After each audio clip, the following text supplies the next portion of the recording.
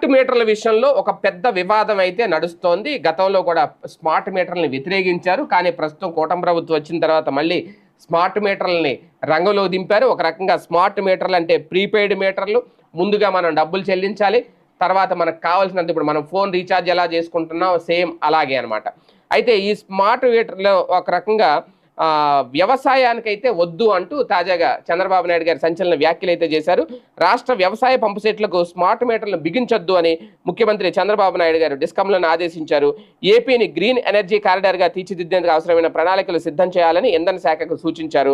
ఈ నేపథ్యంలోనే విద్యుత్ సరఫరా, విద్యుత్ ప్రాజెక్టులు, పెట్టుబడులు, వినియోగదారులపై విద్యుత్ ఛార్జీల భారం తగ్గింపు తదితర అంశాల మీద ఆయన అయితే సమీక్ష నిర్వహించారు. వాస్తవానికి ఓకే, భవిష్యత్ అంతా గ్రీన్ ఎనర్జీయే కాదని ఎవరు అనరు. కాకపోతే ఈ స్మార్ట్ మీటర్ల విషయంలో సామాన్యుల్లో సైతం ఆందోళన మొదలైంది. ఇది కేవలం వ్యవసాయానికే వద్దు అంటే మామూలుగా